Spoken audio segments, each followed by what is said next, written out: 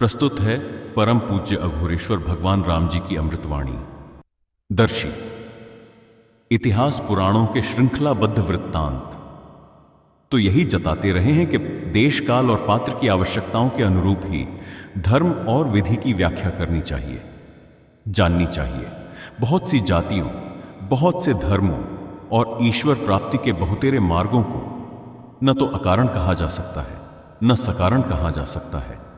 आदर्श को ताक पर धरकर चलते फिरते लोगों को इन नगरों में देखा जा सकता है। अल्प विचार, अल्प ज्ञान के चलते ऐसा हो रहा है।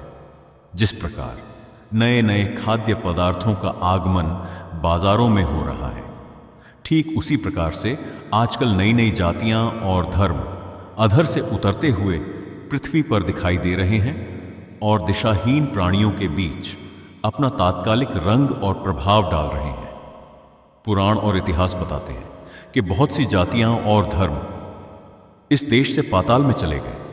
कहीं ऐसा न हो कि नवोदित धर्म और जातियों की भी यही गति हो, इसकी पूर्ण संभावना है। दर्शी जाने दो। तुम जानते हो कि दूध मानव शरीर को पोषण तत्व प्रदान करता है, किंतु यदि दूध से भरे कटोरे में एक बूंद भी किसी बाहरी पदार्थ का छींटा पड़ जाता है तो पूरा का पूरा दूध फट जाता है और शरीर के लिए हानिकारक हो जाता है।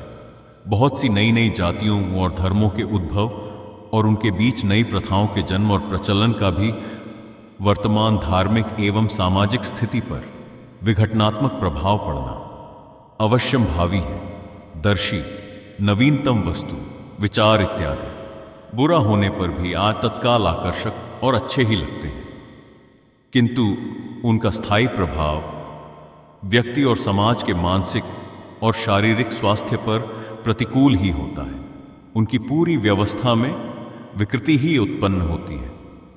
अरे भाई, पुराणों में तो कहा गया है कि मंदिर के पुजारियों का स्पर्श किया हुआ अन्न जल ग्रहण करना अपने आप की प्रताड़ना से कम नहीं है। प्रसाद में स्वाद का भाव नहीं रखना चाहिए। जहां स्वाद की भावना हुई वह प्रसाद नहीं रह जाता। दर्शी ऐसा ही जानना होगा। नए नए अपरीक्षित आगंतुक विचार धर्म और आचार विचार को स्थायित्व नहीं प्रदान कर सकते।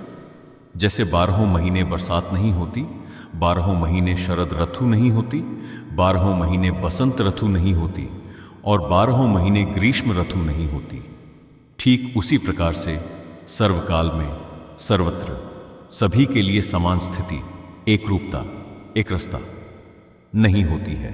दर्शी स्वीकारी हुई कुछ परिस्थितियों को छोड़ा भी जा सकता है। छोड़ा हुआ कभी कभी स्वीकार भी हो जाता है। प्रपंचो सुपाच्य थोड़ा होता है। जो सुपाच्य है वही पाचनशील होता है। दर्शी हर धर्म के देवालयों के पुजारियों के दिवालियापन के बारे में अधिक कुछ कहना मैं अच्छा नहीं समझता हूं। दर्शी अब अधिक समय हो गया है। जाओ, अपनी उन दिनचर्याओं को पूरा करो जिनके समय और काल का तुम्हें ज्ञान है। मैं भी जा रहा हूं उन दिनचर्याओं का संपादन करने जिनके लिए समय और काल मेरी प्रतीक्षा कर रहे हैं।